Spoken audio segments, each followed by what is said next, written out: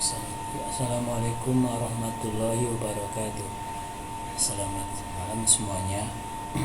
Kita bertemu di mata kuliah perpasif dan sensor network, dimana hari ini adalah pertemuan pertama. Kita lebih ke pengenalan materi silabus yang akan kita yang kita pelajarin. Oke, kita lihat outline untuk dari hari ini.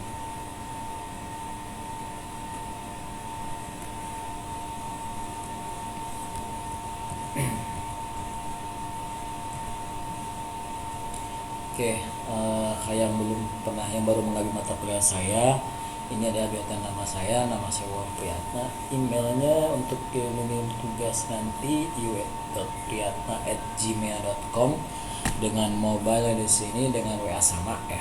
Saya nggak ingat nomor handphone.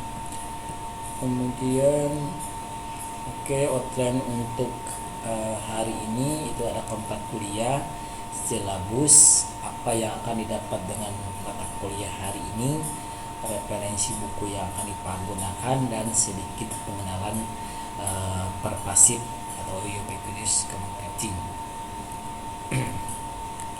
Kontrak kuliah ini adalah untuk penilaian di mata kuliah perpasif, di mana absensi yang saya gunakan adalah 10% dengan tugas 20%. Tugas ini nanti ada tugas individu, ada tugas project untuk kelompok ya, project untuk nanti ada membuat suatu alat yang bisa diakses, yaitu dengan berhubungan dengan perpasif computing menggunakan beberapa sensor. Ini UTS di sini 30% dan UAS 40%. Apa yang kami dapat dari mata kuliah ini adalah dimana untuk mahasiswa akan mengetahui dan bisa mengimplementasi jaringan dengan wireless di sini, karena emang ini bisa diakses di mana saja. Ini adalah menggunakan sonic kabel atau sensor jaringan dengan sensor network ya. Jadi artinya bisa diakses di mana saja dan kapan saja. Bagaimana fisik, artinya di sini ada wujud fisik dan lingkungan fisik. Artinya fisik di sini ada objek, contoh kita ada rumah kita buat smartphone, smart home, yang akan nanti di ICT akan dibuatin sistem yang akan diakses dengan orang atau dengan HCI, human computer interaction. Mengetahui teknologi yang dirancang di lingkungan manusia dan sosial.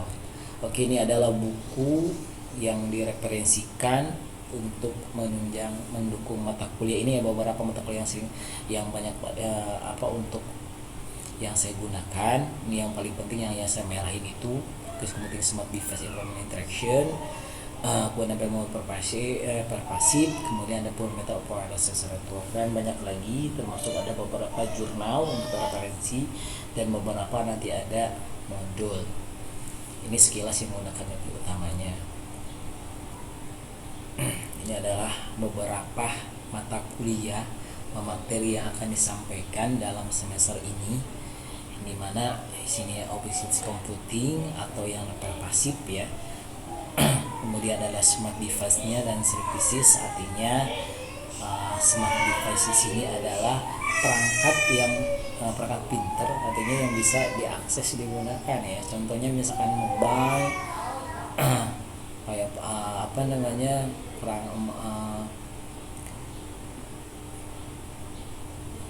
mobile sensor yang akan digunakan dan layanannya gimana cara mengaksesnya. Di sini ada human computer interaction, gimana kita belajar manusia interaksi dengan komputer. Misalkan ada lingkungan fisik, kita buatin sistemnya.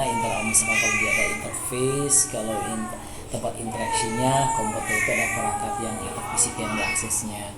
Tagging dan sensing, artinya di sini tandai ya. Misalkan yang paling gampang, kalau kita misalkan kita lagi foto di mana, otomatis kalau ada tag lokasinya di mana, dengan sensing itu pengambilan.